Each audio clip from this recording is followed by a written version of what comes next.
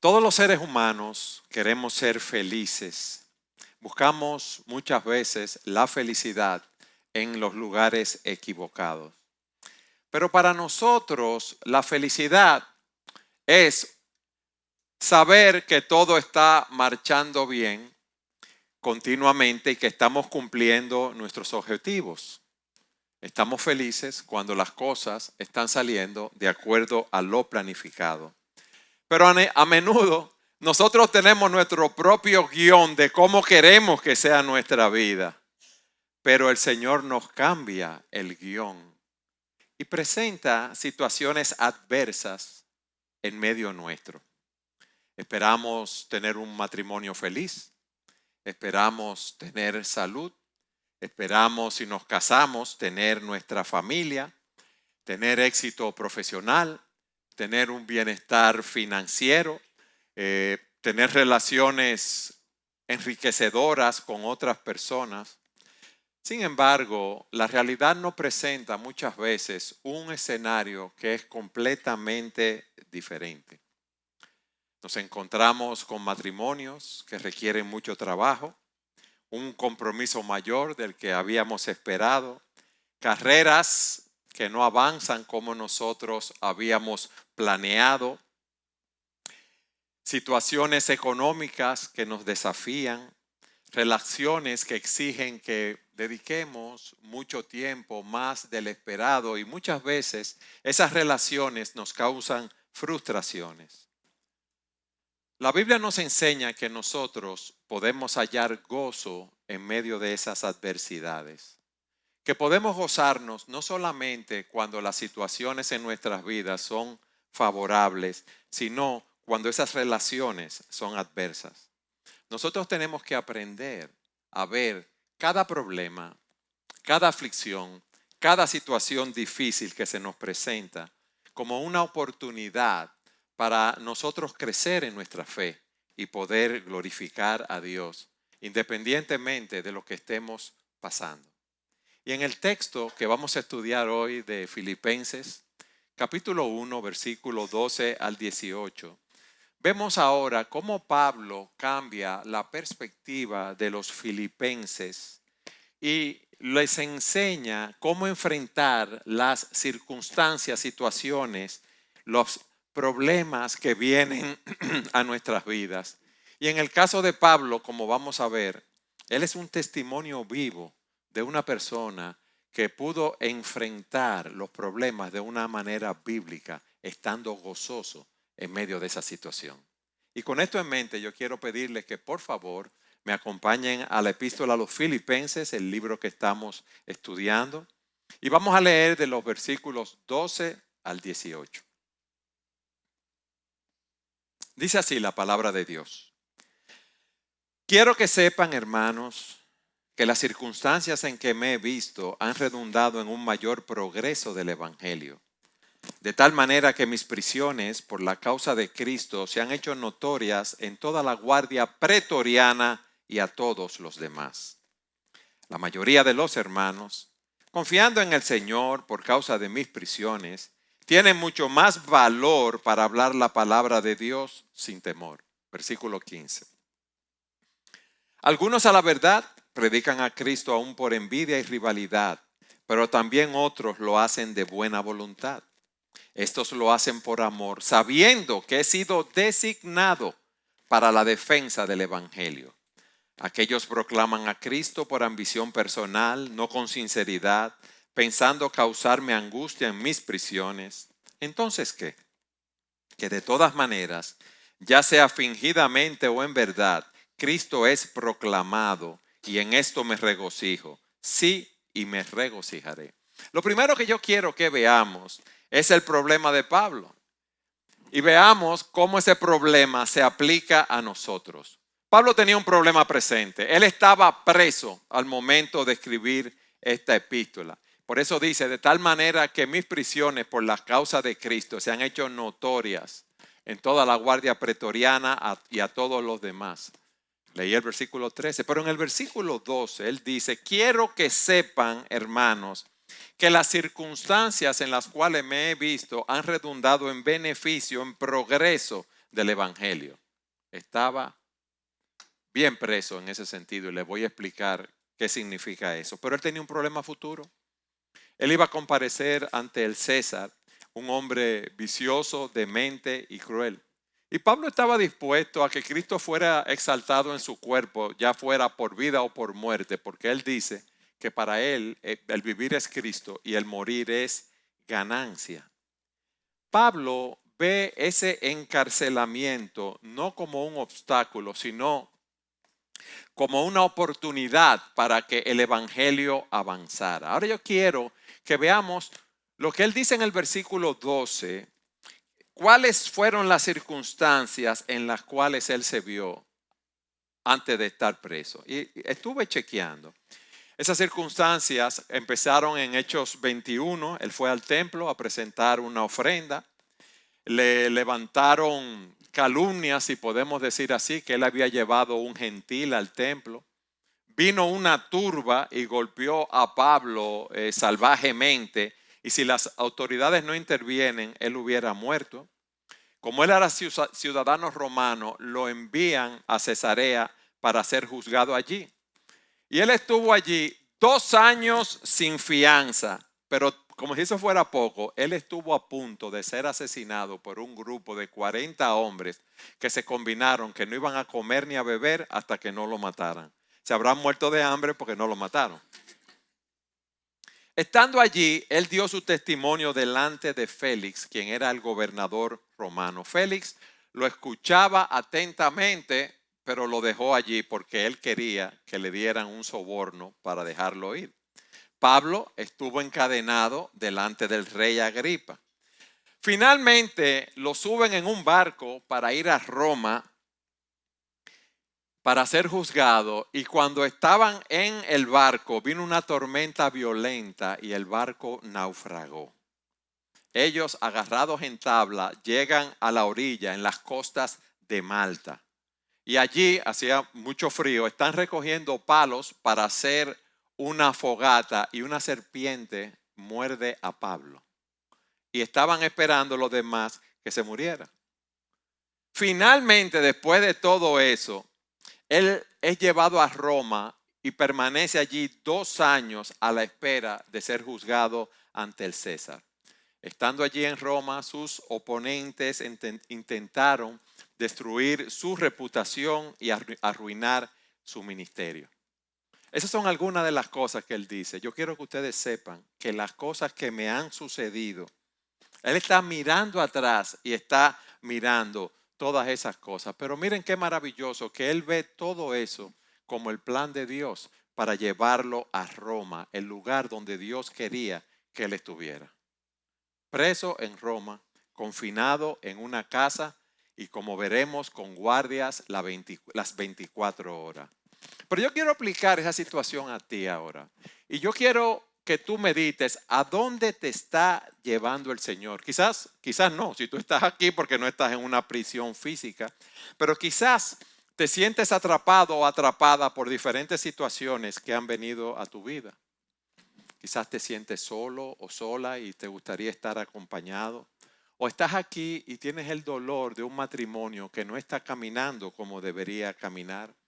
O te sientes rechazado en el trabajo, en el colegio, en la universidad o en el círculo familiar.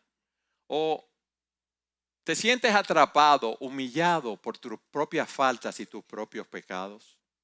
O estás aquí o estás escuchando el mensaje desde tu hogar, has perdido un embarazo, estás muy triste o no puedes salir embarazada.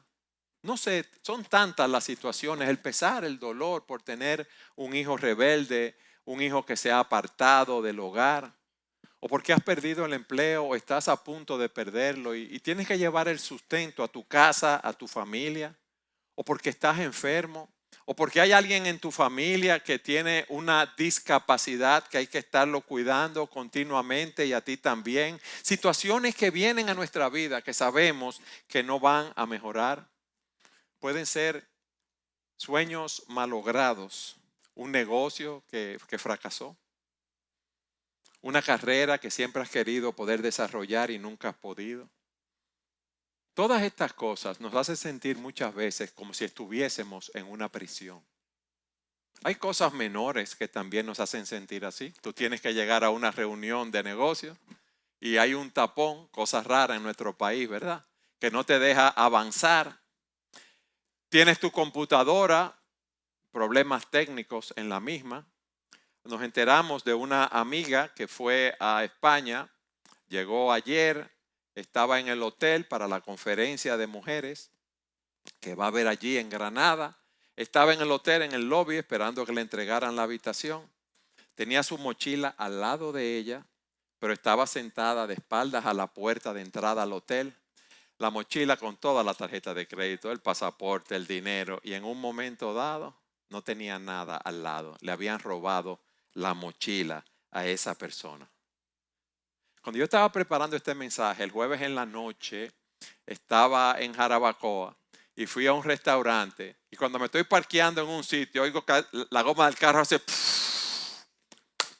Yo dije, ay, se me pinchó la goma del carro. ¿Qué problema? Jarabacoa, 9 de la noche. Y yo pensaba que se me habían pinchado 2 gomas porque era algo filoso que había en una esquina donde yo puse el carro. Pero gracias al Señor que estaba preparando este mensaje y dije, no, el diablo no va a ganar ventaja conmigo aquí. Pero yo quiero que tú te identifiques con Pablo y veas ese problema presente, ese problema futuro, que él iba a comparecer ante César. Yo creo que ninguno de nosotros tenemos un problema tan grave como ese. En segundo lugar, quiero que veamos la visión de Pablo. Miren lo que él dice en el versículo 13. De tal manera que mis prisiones, y dice por la causa de Cristo, se han hecho notorias en todo el pretorio.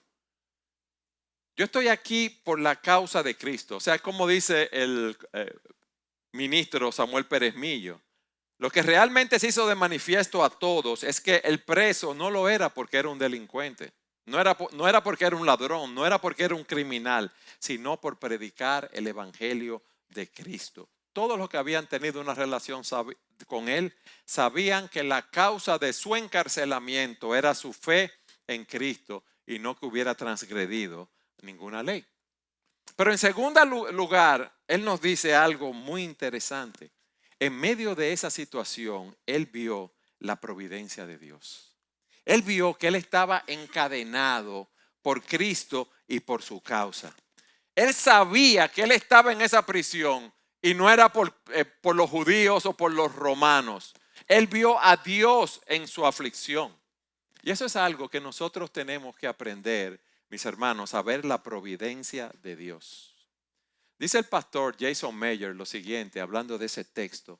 Pablo parece estar bajo la custodia del César, pero todo el tiempo está bajo el control supremo de Cristo.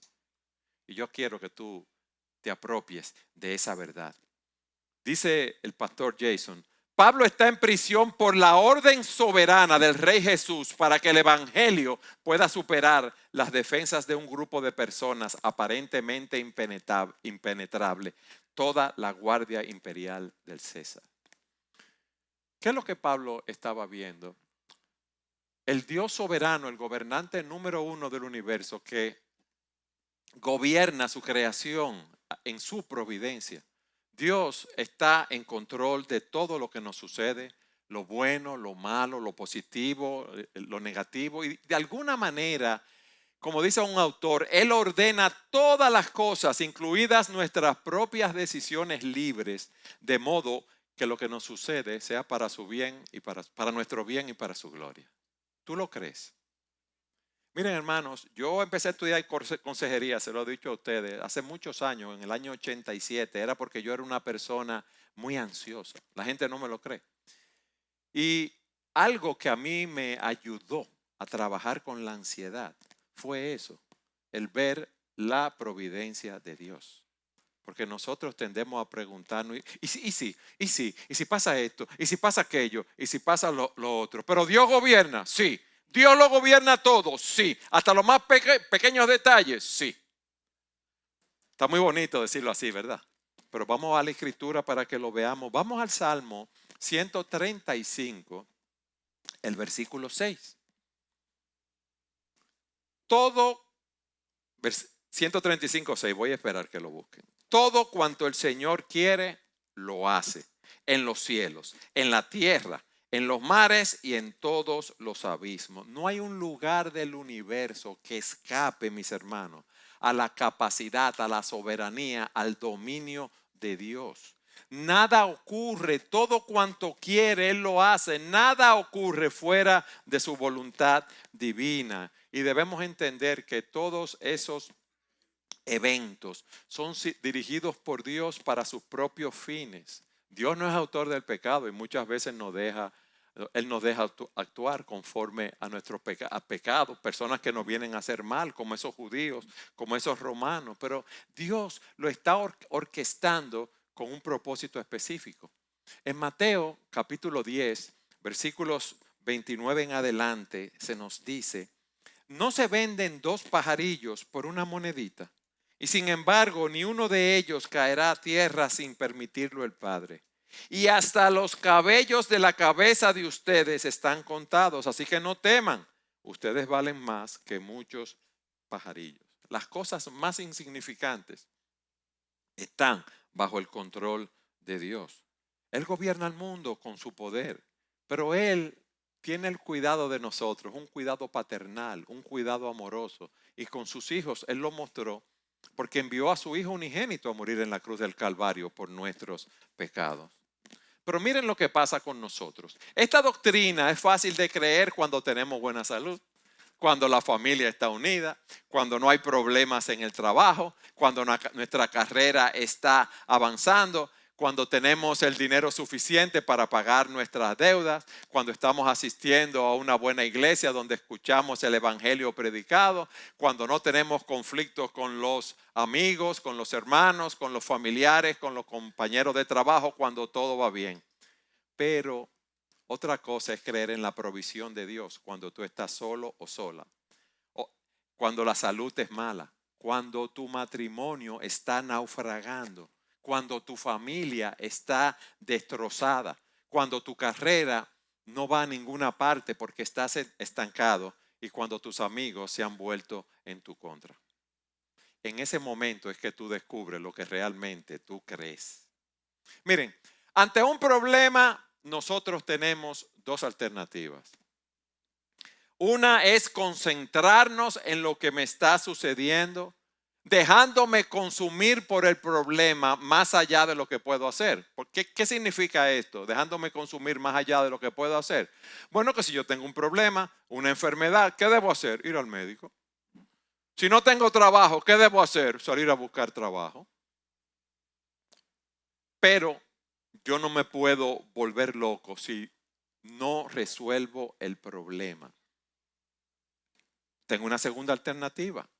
Yo he agotado todos los medios humanos que yo puedo agotar para resolver mi problema. Bueno, yo he sido responsable. Yo debo ver en todo momento, desde el inicio del problema, qué está haciendo Dios conmigo en medio de ese problema y con qué propósito. Eso fue lo que hizo Pablo. Si tú crees que Dios es soberano, si tú crees que en la providencia de Dios, si tú crees que Él es el gobernante número uno del universo, si tú crees que Él controla todas las cosas, tu atención se irá del problema en sí, del resentimiento, la amargura, la ansiedad que el problema te causa, para decir: Señor, ¿qué tú estás obrando? Vamos arriba. Pues tú tienes un plan bueno conmigo. Envolvernos en el propósito que Dios tiene para nuestras vidas. Esto da significado a nuestras pruebas. ¿Tú crees que Dios está en tu aflicción? ¿Tú crees que Dios está controlando tu vida? Entonces levanta los ojos al cielo, mira al horizonte y busca para que sepas a ver lo que Dios te quiere enseñar. Y eso nos lleva a nuestro tercer punto. Pablo vio las bendiciones de Dios en medio de su situación. Él no se estaba quejando con la mano en la cabeza, tomando ansiolíticos ni antidepresivos, nada de eso. Vamos de nuevo al versículo 12 y al 13. ¿Qué vio Pablo? Bueno, que el evangelio se estaba expandiendo, Quiero que sepan, hermanos, que las circunstancias en que me he visto han redundado en un mayor progreso del evangelio. De tal manera que mis prisiones por la causa de Cristo se han hecho notorias en toda la guardia pretoriana y a todos los demás. Lo que yo estoy viviendo ha sido para el avance del evangelio. Y esa palabra para el avance, para el progreso, es un término militar. Cuando un ejército va avanzando, cuando un ejército va quitando obstáculos, abriendo caminos, secando pantanos, tirando puentes para avanzar sin obstáculos. Y él dice: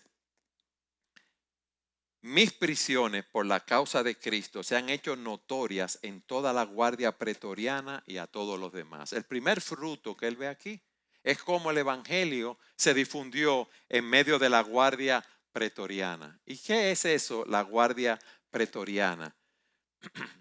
Primariamente eso se refiere a la guardia imperial que lo estaba vigilando a él día y noche.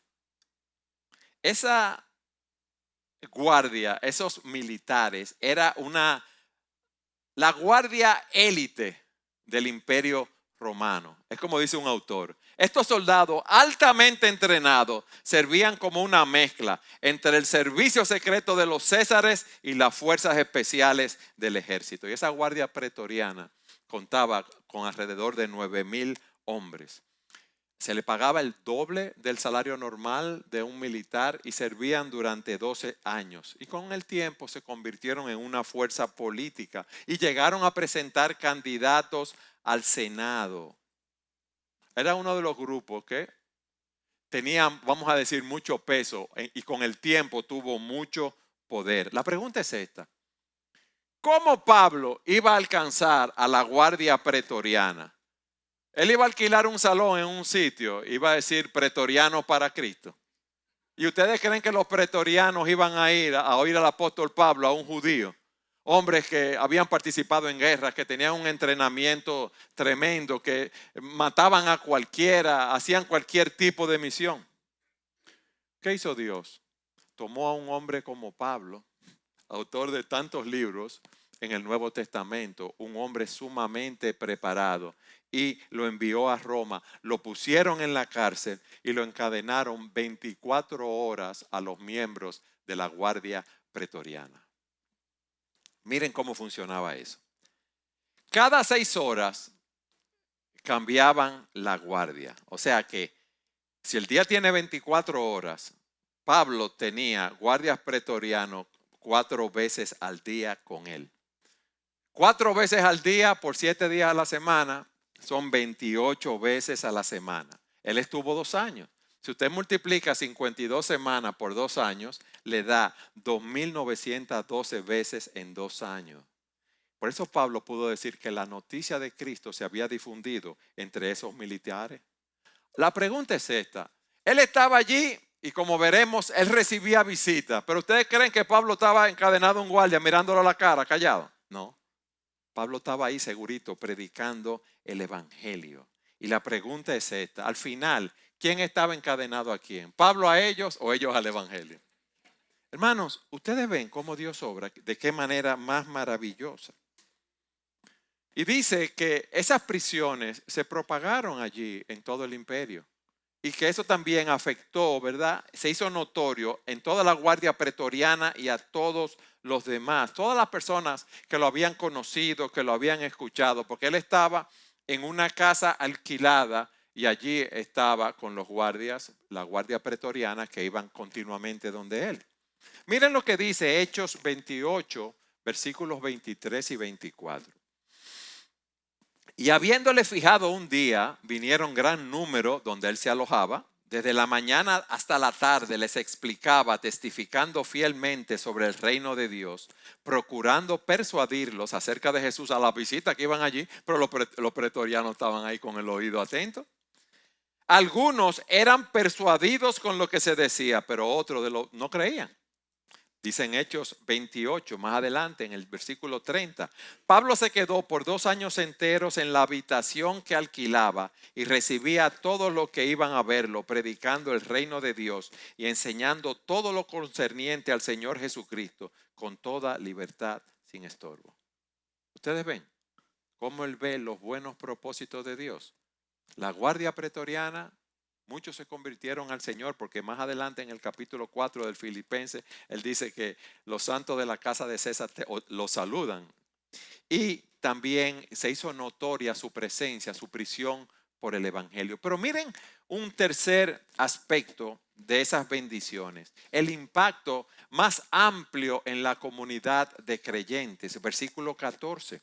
La mayoría de los hermanos, confiando en el Señor por causa de mis prisiones, tienen mucho más valor para hablar la palabra sin temor. Pablo estaba allí. Pablo estaba predicando el evangelio. Él estaba preso. Los hermanos estaban amedrentados. Nadie quiere que lo lleven preso por predicar el evangelio, pero empezaron a predicar el evangelio. Perdieron el temor. No tuvieron miedo de ser encarcelados. Ahora, Pablo nos dice algo más. No todos predicaban el evangelio con la misma motivación. Y eso nos lleva a nuestro cuarto punto. Las diferentes motivaciones para predicar el evangelio. Miren lo que dice el versículo 15 en su primera parte. Algunos a la verdad predican a Cristo aún por envidia y rivalidad. Continúa diciendo, pero también otros lo hacen de buena voluntad. Versículo 16. Estos lo hacen por amor, sabiendo que he sido designado para la defensa del evangelio. Aquellos proclaman a Cristo por ambición personal, no con sinceridad, pensando causarme angustia en mis prisiones.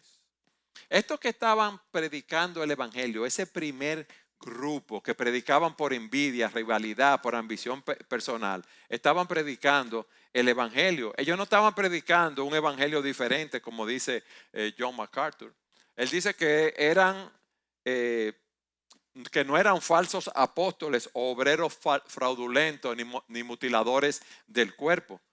El problema de ellos no radicaba en una mala teología, sino en una mala motivación. Ellos tenían envidia y rivalidad.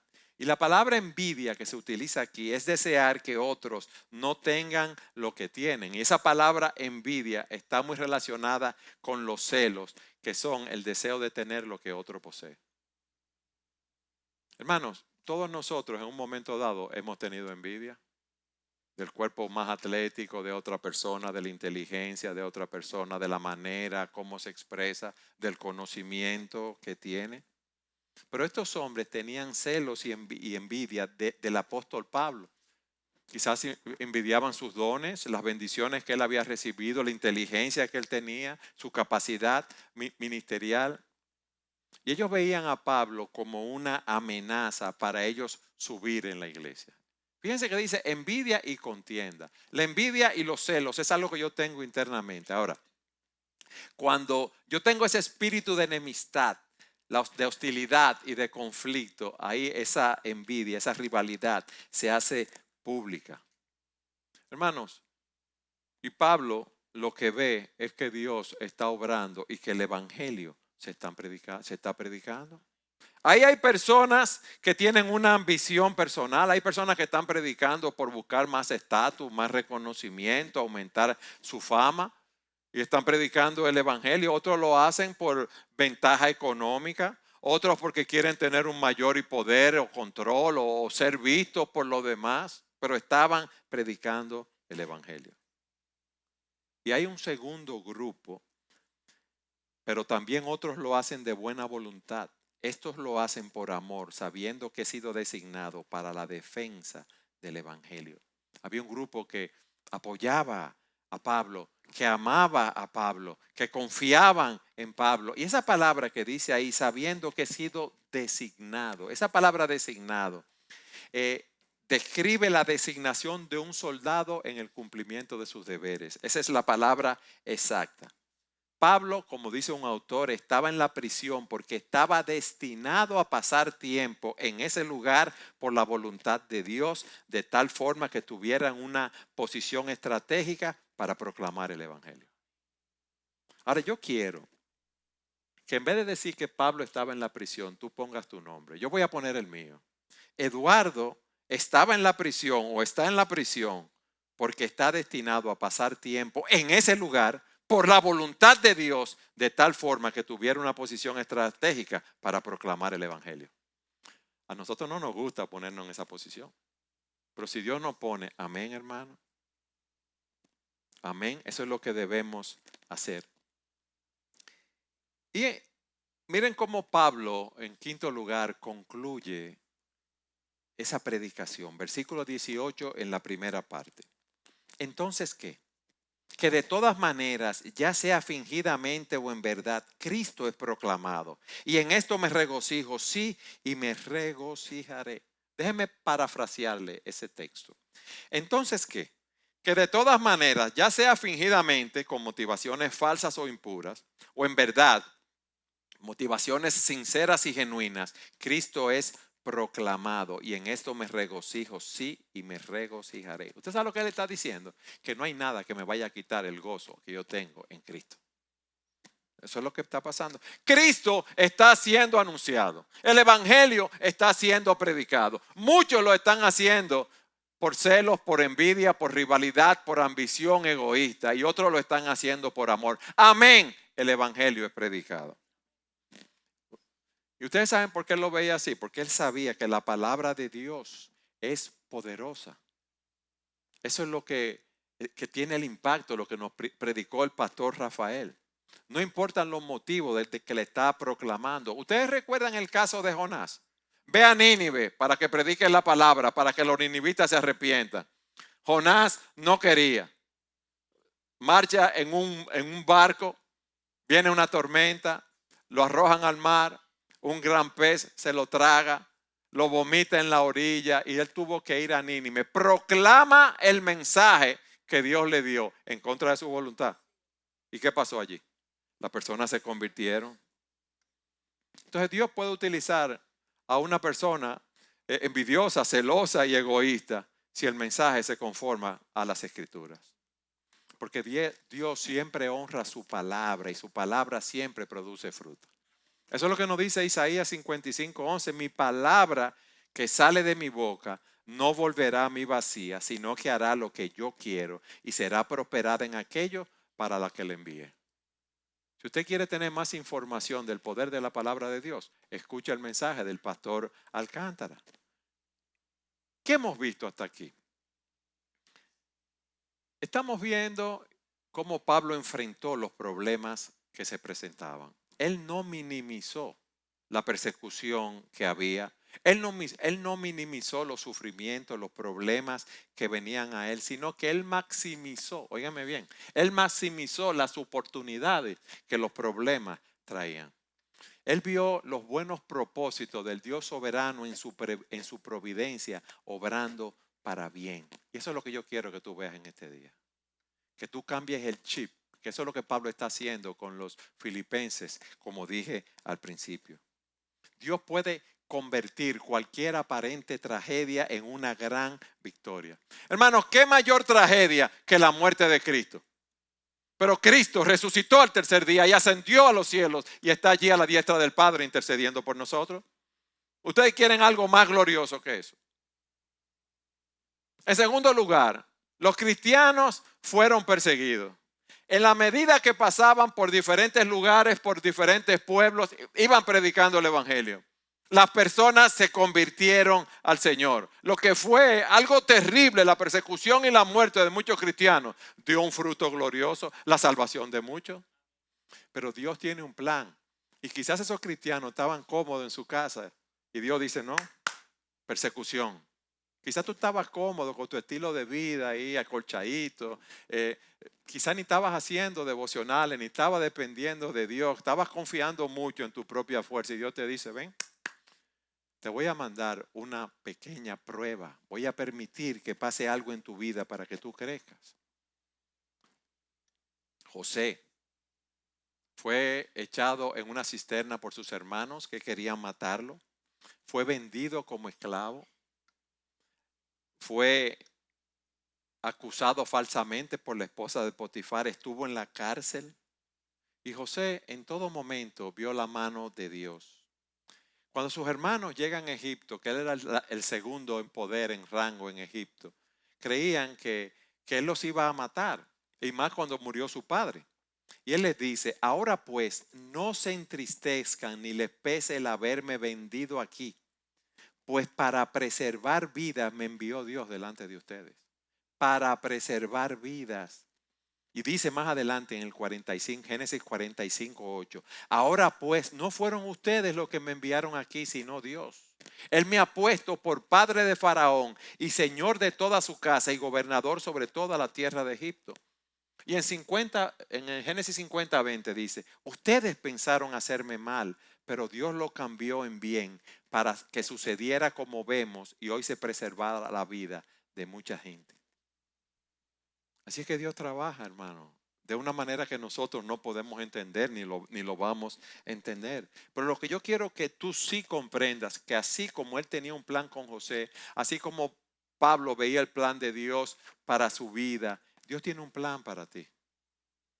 Y hay un texto que tú conoces muy bien. A los que aman a Dios, sabemos, todas las cosas obran para bien. Yo lo que quiero dejar en tu mente es que no importa lo que esté pasando, no importa lo que venga, ninguna circunstancia, ninguna aflicción, ningún problema es el fin para un hijo de Dios. Es un eslabón más en la cadena de la vida hasta el día que estemos en la presencia de Dios. Hermano, el mundo no va a dejar de girar por tu problema. Dios no te va a abandonar. Dios permite u ordena todas las cosas que pasan. Y nosotros debemos ver a Dios obrando en nuestras vidas. Miren, en el capítulo 29 de Jeremías se nos dicen muchas cosas hermosas. Y dice el comentarista Philip Ryken, durante los días de Jeremías, el pueblo de Israel, del pueblo de Dios, había sido deportado a Babilonia. Eran exiliados, vivían, ya usted sabe, hacinados a 1000 millas de su hogar. Muchos observaron cómo amigos y familiares fueron asesinados. Y ellos querían saber dónde estaba Dios en todo esto. ¿Por qué Dios permitía ese sufrimiento, como dice Ryken? ¿Por qué estaban ocurriendo cosas malas al pueblo de Dios? ¿Por qué te ocurren cosas malas a ti y a mí? ¿Por qué Dios permite que sucedan esas cosas? Y tú puedes preguntarte lo mismo que se preguntaban esos israelitas. ¿Qué está haciendo Dios con mi vida? ¿Por qué no responde a esa oración que tengo continuamente en su presencia? ¿Por qué me permite sufrir? ¿Por qué hay tantas personas difíciles en mi vida que me hacen la vida imposible? ¿Por qué sigo luchando con ese mismo pecado persistente? ¿Por qué sigo en ese mismo trabajo aburrido que me tiene cansado, donde no me consideran, al revés, me maltratan? ¿Qué está haciendo Dios si está haciendo algo realmente con tu vida? Y dice Ryken, Jeremías 29 fue escrito para responder esa pregunta. Y el Señor dice en Jeremías 29:11 lo siguiente, porque yo sé, dice el Señor, yo sé los planes que tengo para ustedes, planes de bienestar y no de calamidad, para darles un futuro y una esperanza. ¿Sabes lo que le está diciendo? Yo sé lo que yo estoy haciendo contigo. Yo sé lo que yo quiero formar en tu vida. Y esto debe llevarnos a confiar en los buenos propósitos de Dios. Yo decía al principio, bueno, nosotros hemos organizado nuestra vida y queremos que todo salga a pedir de boca. Y cuando viene una situación adversa, una aflicción, un problema, nosotros peleamos contra Dios. Pero hemos visto cómo Él permite u ordena todas las cosas que suceden. Y te quiero dar una aplicación más. Si tú estás consciente de eso y han venido cosas a tu vida que tú no esperabas y has hecho lo humanamente posible para salir de ahí y Dios te tiene ahí todavía, tú debes aceptar la voluntad de Dios sin murmurar. Porque nosotros creemos que hemos planificado nuestra vida, que debemos tener éxito, que debemos tener riqueza, que debemos tener salud, que debemos tener una familia maravillosa y que nadie puede entrar y afectar ese círculo, ni enfermedad, ni muerte, ni problema financiero. Y hemos visto el ejemplo de Pablo, que estuvo en una situación muy difícil, sino que él aceptó la voluntad de Dios sin murmurar. ¿Tú sabes por qué? Porque para Pablo el vivir es Cristo y el morir es ganancia. Es para ti el vivir Cristo y el morir es ganancia. Pablo estaba totalmente sometido a la voluntad de Dios. Y él entendía, y óyeme bien esto, que Dios tiene el derecho de creación, de soberanía, de gobierno, de hacer con nosotros lo que a él le plazca. Y en vez de darnos una condenación eterna, lo que nos ha dado es vida eterna en Jesucristo. Lo que ha hecho es mostrarnos su amor al enviar a su Hijo a morir por nosotros. Miren, en Jeremías 27:5 dice: yo hice la tierra, los hombres y los animales que están sobre la superficie de la tierra con mi gran poder y con mi brazo extendido, y la doy a quien me place. La doy a quien me place. Si Dios quiere enviar enfermedad, pobreza, aflicciones familiares, aunque eso nos golpea, tenemos emociones, pero podemos decir, el Dios de toda la tierra no ha de hacer lo que es justo. Señor, lo que tú envías a mi vida, yo no quiero pasar por eso, pero si tú lo envías, gloria a ti. Debemos aprender que la voluntad de Dios es lo mejor para nuestras vidas, en vez de clamar contra Él. Él es el divino alfarero que nos está modelando. Y dice, y con esto concluyo, el libro de los Hechos: de uno solo Dios hizo todas las naciones del mundo para que habitaran sobre la superficie de la tierra, habiendo determinado sus tiempos y las fronteras de los lugares donde viven. Dios es que ha decidido, quien decide dónde vamos a vivir, en qué lugar, en qué circunstancias, en riqueza, en pobreza, en soledad, en enfermedad. Dios es que ha determinado cuánto tiempo hemos de vivir, si vamos a ser cortados en nuestra juventud o vamos a vivir 100 años.